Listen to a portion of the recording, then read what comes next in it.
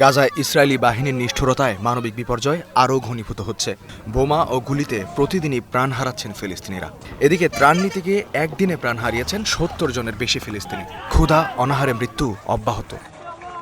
বুধবার ইসরায়েলি বাহিনীর বিমান হামলা ও গুলিতে গাজা উপত্যকায় অন্তত ৮৬ জন ফিলিস্তিনি নিহত হয়েছেন। এর মধ্যে ৫১ জন ত্রাণ নিতে গিয়ে জিকিম ক্রসিংয়ের কাছে এবং ২০ জন দক্ষিণ গাজার খান ইউনিসে মোরাক করিডোর এলাকায় নিহত হন। আহত হয়েছেন ৬ শতাধিক মানুষ। এ নিয়ে সহায়তা নিতে গিয়ে প্রাণ হারানোর সংখ্যা হাজার পেরিয়েছে। তাদের বেশিরভাগই নারী, শিশু ও বৃদ্ধ। মানবিক সহায়তা কার্যক্রম যেন এক সাগরে এক বিন্দু জলের মতো। জাতিসংঘ বলছে গাজায় প্রতিদিন অন্তত ৬০০ ট্রাক জরুরি ত্রাণ সহায়তা প্রয়োজন। বাস্তবতা হলো ৪ দিনে পৌঁছেছে মাত্র ২৬৯টি ট্রাক। এর মধ্যে চরম অব্যবস্থাপনার অভিযোগ রয়েছে। ইসরায়েলি বাহিনীর টানা অবরোধে সৃষ্ট দুর্ভিক্ষের চিত্র আরও ভয়াবহ।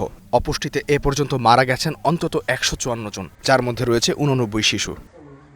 এমন পরিস্থিতিতেও ইসরায়েলি নেতাদের হুমকি ধামকি অব্যাহত রয়েছে। নিরাপত্তা মন্ত্রিসভার সদস্য জেভ এলকিন বলেছেন, হামাস সময়ক্ষেপণ করলে গাজার ভূমি চিরতরে হারাবে। এদিকে ঐতিহ্যমন্ত্রী আমিচাই এলিয়াহু গাজা সম্পূর্ণ ধ্বংস করে দেওয়ার পক্ষে মত দিয়েছেন।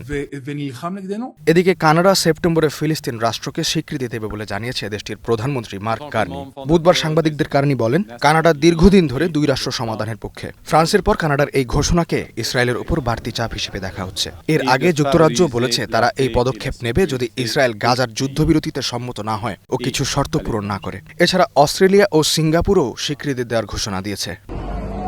ইস্তেহাদুল মাহমুদ, স্টার নিউজ।